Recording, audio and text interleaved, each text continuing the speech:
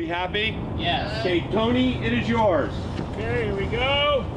3, 2, 1.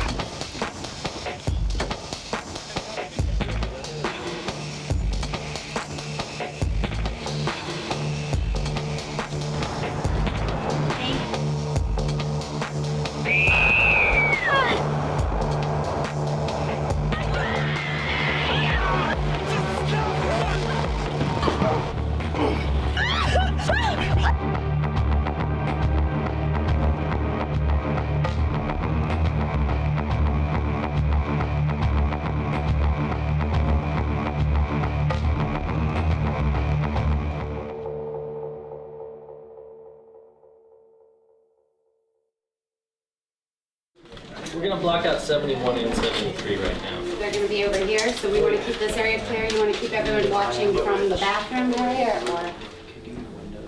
Okay.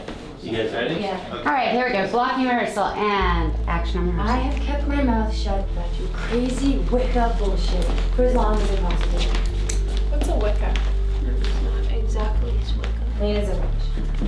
Oh, they should know she is. It was an interesting opportunity to come across in that, you know, Lucky and I had worked on The Woman together, and we had such a great experience. I basically said, let me know what you want to do next, and let's make it happen.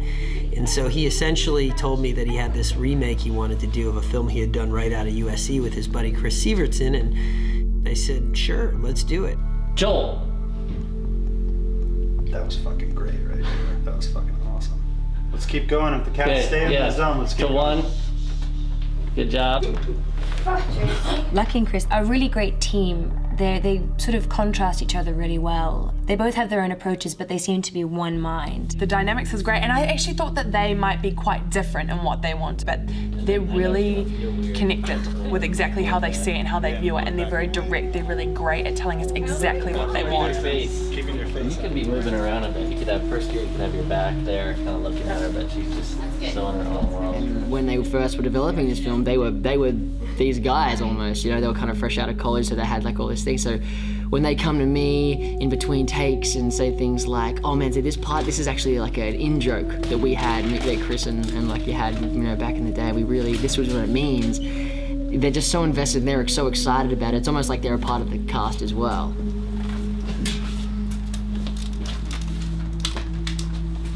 Cut.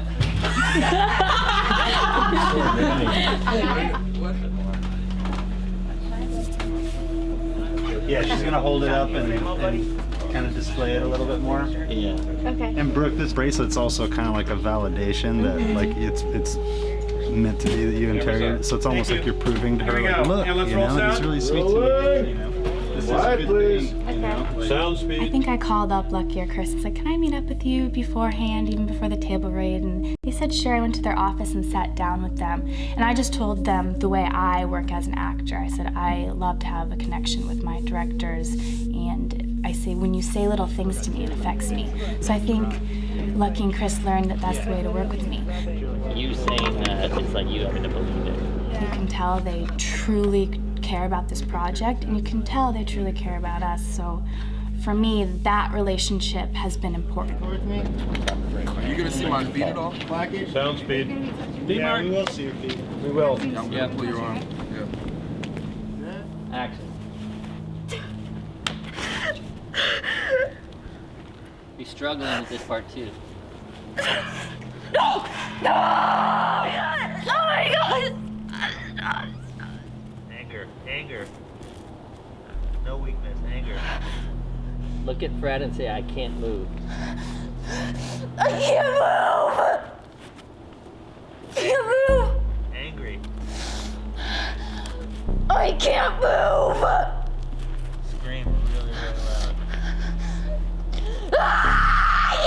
I know how important it is for actors to feel appreciated and also have a clear understanding of what the vision is of the director. And I think Lucky and Chris are the perfect kinds of directors. I can speak, you know, about Lucky's process from The Woman in that he is the most sensitive and empathetic and compassionate director when it comes to actors. He is so willing to force everyone to slow down, take a step back, and then again start from the beginning in order to give his actors the ability to actually act and do their job to the best of their ability. Now that's a rare thing. They were so awesome. One of the first things they asked are, how do you feel? Or, what do you think your character would do? Do you have any input? Do you want to tell us, give us notes now? And I'm like, you're the director and the writer, and you're asking me for notes?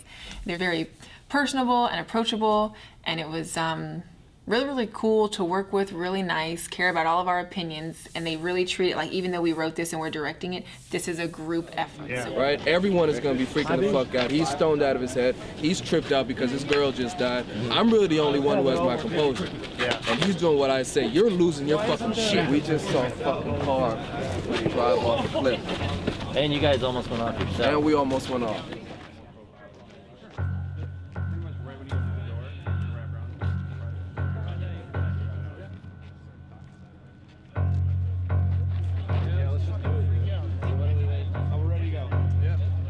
Let's go again, guys. Here we go.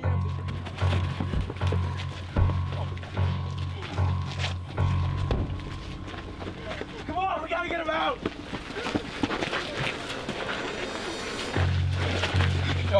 No, you can't. What are you doing? Let go of me! Just stop it! Stop it! They're gonna do Harry! They're gonna drown! Hey, maybe, all right?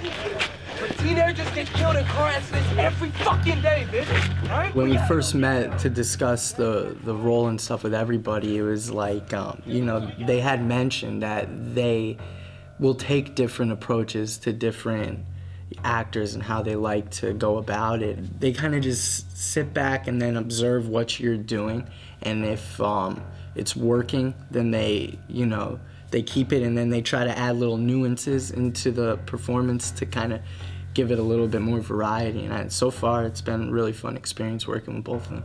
Man, Lucky and Chris are great. Even from the first audition for Vic, and then to the callback for George, they had so many clear visions of what they had in mind for him, and I sort of brought my ideas to the table. I like to work a very specific way. I like to talk with them about it and get a clear picture of him before I start building any kind of background or establishing any kind of relationships, and they really made that clear for me. They know how to talk to actors, which is important. The real girl falling. Yeah. Because Caitlin, you can pull that off pretty.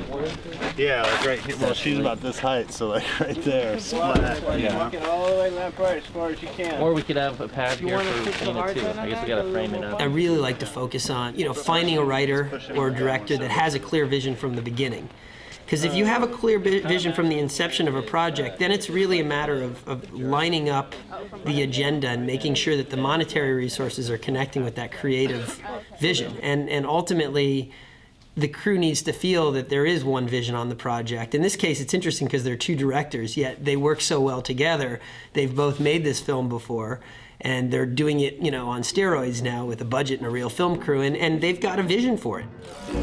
Talk later. Yeah. So yeah, if questions come up as we're going along, just write them down, because we just kind of just want to feel the flow of the thing. Going into it, I had said, hey guys, can I see this original film that you guys based this movie off of? And they've hidden it from me literally for months and months and months. I haven't even seen the film that this movie is a remake of. Take basic classes, show up on time, and always. When I first read it, I was like, wow, they were doing a whole lot in this film. There's all these kind of different characters brought together. There's these romances and love triangles, and this girl's dating this guy, and these girls are doing this. I'm like, what high school is this? It's like real high school, but to the nth degree. When I read the script, I was just struck by the fact that it was kind of an homage to the things that I love. I love, strong female protagonists. I like groups of strong female protagonists, and I like seeing female relationships played out on screen because they're so complex and so interesting. Jesus Christ, Nina. What do you want? You have a lot of makeup on. So, can we talk? No, please. Okay. I'm sorry things got so intense, and I'm trying to respect that you want to be alone and everything, but we really need to talk. About what? About you and little Madeline here. The humor in this movie comes from the characters' believability. They're honest in what they're experiencing and they're going through. They believe it and they love wholeheartedly, and everything that's happening to them is very true and very real, and I believe that's where the comedy comes from. When I read it, I thought it was cool because it's not really like anything that I've filmed before. You know, I'm just like a daughter, I like come down the stairs, I got some like teenage issues, blah, blah, blah. And then this is like, I'm playing a witch, so there's so much like spiritual fun stuff, and I get to like play with stones and do magic, and they levitate, and like I bring people back to life, and like people die, and there's blood and running, and it's just like fun. The whole movie's fun. The best special effect on any movie is the acting. And Lindsay Shagg worked endlessly to make sure every single kid who might be available during the period we were shooting this film would actually arrive and audition for these guys. And Lucky and Chris didn't leave that. I couldn't drag them out of the auditioning space. I mean, they were just working in that room every single day. It was in this funny little theater room, and there was like 4 or 5 people I couldn't really make out in the audience. And initially I was supposed to audition for Alexis. I had to decide I'd rather audition for Tracy, because I didn't think that Maddie was an option at that point. I think Lexi would be mad at me. Why? Halfway through my Tracy audition, I actually forgot my lines and sort of stumbled, and I thought I'd kind of messed it up. Sorry, guys. Hey, you know what? We want you to read through another part. Okay. Do you have time? Yeah, sure. Hang for a minute and look over the scenes. And yeah. We'd like to hear you read from Maddie. And in 20 minutes, I kind of did it, went out. And it was funny because I was speaking with someone the following day, and I was kind of like, oh, I don't think I got it. One of the girls, Caitlin, was actually on a TV show called Neighbors with me for 3 years. She played my best friend. So that was like, I got the job, and then she called me up and was like, you have to do this movie. I'm in this movie, you have to do it. So we're like best friends again in this movie. So I'm instituting a new team rule. No fraternizing with cheerleaders, effective immediately.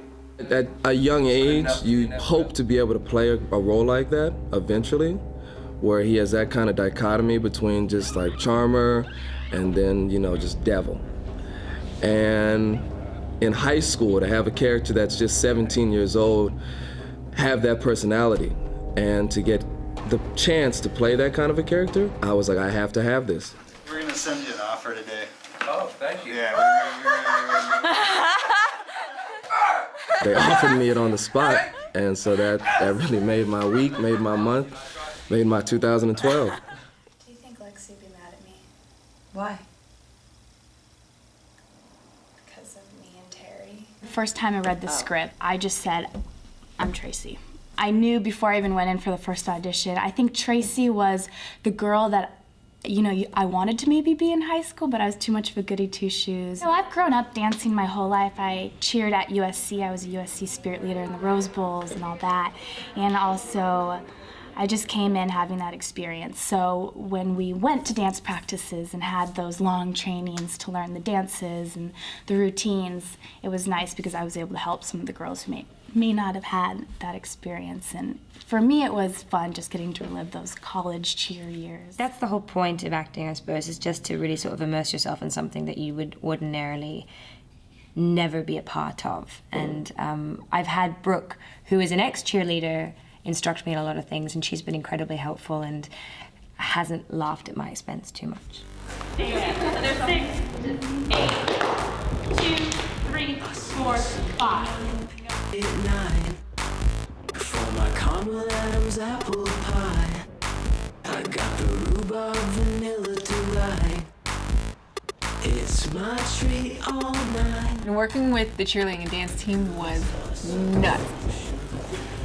It's like these people are crazy, insane, trained athletes. Like they've been doing this almost as long as I've been alive, and they're so skilled and so talented. So to work with them on their level, it stretched and pulled and tightened and bruised parts of my body that I had no idea even existed. I'm like, ow, I forgot what, in my stomach, ow, I forgot what this feels like to have to be clenched and be tight and be firm and cheerlead and all that stuff in like 3 days, and we would just go, and it was fast paced, and thankfully I kept up. Saying it to him, like, oh, poor little Hannah, like, I'd be saying it to him, but I want her to hear it. It was kind of like a dig at her, like, I wouldn't just say it to myself. I play Martha, and she is the older sister of another character called Hannah, whom Amanda plays. We have a tragic accident, but what happens is when we get brought back to life, we have actually switched, our souls have switched bodies. I have Hannah inside me and she has Martha.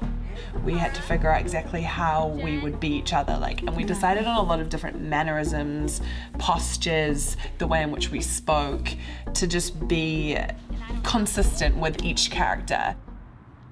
I got a couple of guys to come in here and do a little stuff to my van because it needs a little fixing up. My dad had it before me and he called it a shaggin' wagon. So crazy, Chris. Hey, that was cool, boss. That was really cool. You know, I didn't do too much research because I felt like I sort of had that in me. I kind of could tap into the old things because my old life in New Zealand is very similar to George Shanks now. So I could tap into that, and that was sort of easy for me. I found it really easy to sort of just have fun and, you know, just sort of recreate that hype atmosphere.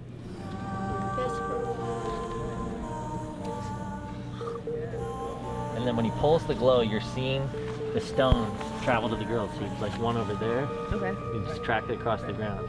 One over here. And then to Maddie. And Maddie's eyes open. Pretty much before I do any role, I do so much backstory for pretty much as far back as I can remember for the character, just like a life journal almost up until the first scene. I just get images off Google or something and make a folder, and there's hundreds of photos in there, house and what she would wear and makeup and just everything.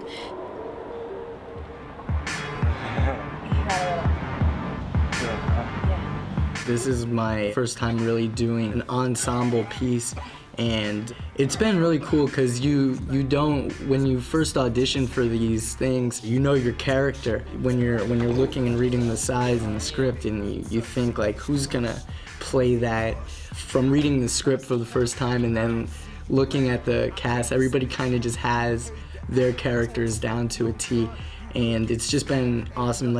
Everybody is really super chill. Kind of like Ben and George, but everybody just gets along pretty well, and for the most part, it's been really awesome just having a chance to work with different people from different backgrounds. But I think it's important though that you dive. Want to help them out there? Right. You get somebody behind you for leverage. Everybody ready? Ready? Okay. And action.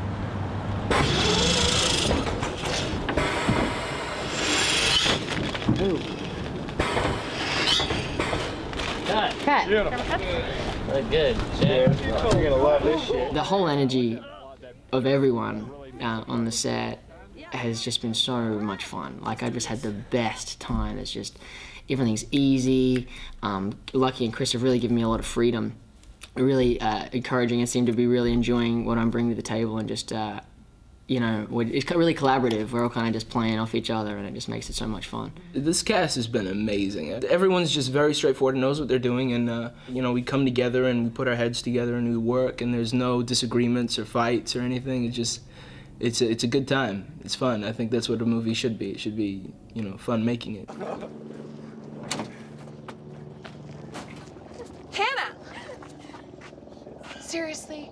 Not in front of my little sister. It is so hilarious because sometimes we'll be in the middle of the scene and she's like, oh wait, for my sister! And I'm like, oh my gosh, that is your accent, my dear. But it has been honestly working with just such a big cast. This is my first feature, but it has been so much fun. They're just so supportive. Coming onto this project, I was like, okay, cool, I'm gonna be the only Kiwi because, like I said, there's only 4 people in our whole country. And there was another Kiwi, someone said to me. So I was pretty excited about that. But not just that, I got told that there were also 2 other Australians coming into this project. And it ends up being most of the leads anyway. But then there was also another Australian that they didn't realize was Australian because he had done an American accent the whole time too. And they're taking over. We are. It's funny. It's crazy because no one planned it. We all showed up on day 1 of set, and everyone's like talking in an Australian accent, and we're like, oh. Is this an Australian movie? Is this a New Zealand movie? Are we supposed to have Australian accents? I didn't know until we came for the group, the ensemble, to come to meet. We all came together to meet, and Lucky and Chris were there. And it wasn't until we all started talking that I realized how many Australians and New Zealanders were on the cast. So it was great. We all started, reminiscing on childhood, Australian stuff, which was really fun. Duh, it's awesome to work with people from New Zealand and Australia, because first and foremost, we're all thinking that their accents are so cool. And it's so fun to just have them talk to you in regular conversation, like, oh no, I've got to go down to this part of this thing and do my scene and whatever. And I'm just like, oh well, la-di-da. Just amazed by it. They could be reading you the phone book and you could just love everything they say. There's kind of a dialogue between fellow Australians that doesn't really translate to anybody else from any other continent. We have a shorthand, and it's just been nice to sort of speak the way that I would when I was back home, but on set, because a lot of the time I have to either emphasize what I'm saying or I have to use, American colloquialisms. So it's actually been really refreshing and fun. Camera, watch out, we're hazing from over here with dust and stuff. Curl up, Brooke. Throw your shoulders back and just really let Scene the hell 192, out, okay? Kilo. Take 2, marker. Action.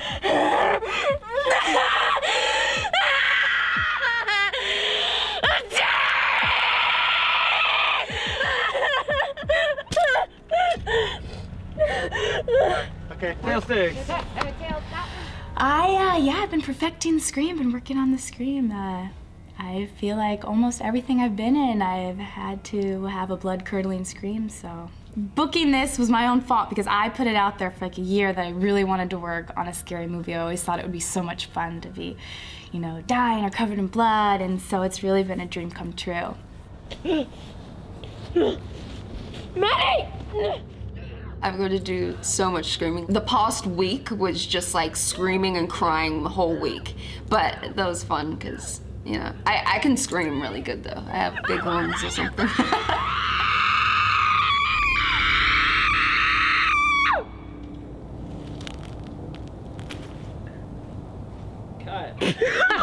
I like doing that stuff. Like if we did that the whole shoot, that would be so fun. Because it's really, I was like in the mud and it was raining, and so it was really like hands-on and in the moment. It was cool. This whole shoot, I said, is like the funnest thing that I've filmed. I would go home at the end of the night and just be like so sticky and just covered in blood everywhere and mud, and my hands, I've been digging in the dirt, so I have just like mud-covered hands. My hair was hard as a rock because it's like sugar, the blood, so my hair was just like so hard, and yeah, so it's fun. It's cool, like driving home, like, yeah, I did a good job of work today. It's rewarding almost, the dirt. I've worked on several horror films now, and this one though is kind of worlds apart from all of those because I don't really think it fits into the horror genre perfectly. It's it's funny and it's sweet and it's not really gratuitous in any way, which I think a lot of horror films often are. It's kind of like a battle of the sexes in a way, with the girls coming out on top, so I kind of enjoyed that as well.